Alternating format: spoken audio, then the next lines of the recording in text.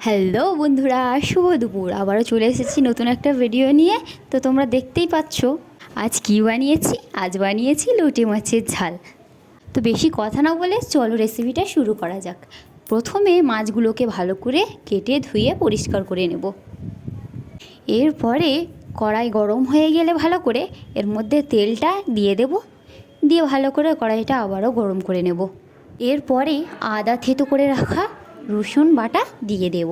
দিয়ে ভালো করে লাল লাল করে নাড়াচাড়া করে নেব। এরপরে কুচিয়ে রাখা পেঁয়াজটা দিয়ে দেব। দিয়ে আবারও ভালো করে নাড়াচাড়া করে নেব। দেখতেই পাচ্ছ লাল লাল হয়ে গিয়েছে। এরপরে মশলাগুলো দিয়ে দেব। নুন, লঙ্কার গুঁড়ো এবং হলুদ গুঁড়ো দিয়ে দেব। দিয়ে আবারও ভালো করে নাড়াচাড়া করে নেব। তো মশলাটা একটু গ্রেভি গ্রেভি করার জন্য একটু সামান্য পরিমাণে জল দিয়ে দেব। দিয়ে মশলাটা গ্রেভি করে নেব। তো এরপর কিন্তু আমি আর কোনো জল ব্যবহার করব না। ও হ্যাঁ, তার আগে কয়েকটি চিড়ে রাখা কাঁচা লঙ্কা দিয়ে দেব। দিয়ে ভালো করে নাড়াচাড়া করে নিয়েছি। আমরা এর মধ্যে টমেটো ও ধনেপাতা অ্যাড করতে পারো, দারুণ টেস্টি হবে। তো আমার হাতের কাছে ছিল না, সেই জন্য আমি দিতে পারলাম না। তো তোমরা দেখতেই পাচ্ছ মশলা থেকে তেল ছেড়ে এসছে। এবারে এর মধ্যে মাছগুলো দিয়ে দেব। নিয়েই ভালো করে কষিয়ে নেব।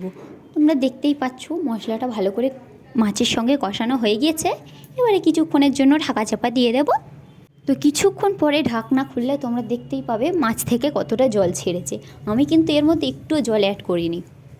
এই পুরো রান্নাটা কিন্তু লো থেকে মিডিয়াম আঁচে রেখেই করতে হবে। যদি গ্যাসটা বেশি জোরে দিয়ে তরকারিটা বানানো হয় তো তলায় লেগে যাওয়ার সম্ভাবনা থাকতে পারে। আমার রান্নাটা প্রায় হয়েই এসেছে।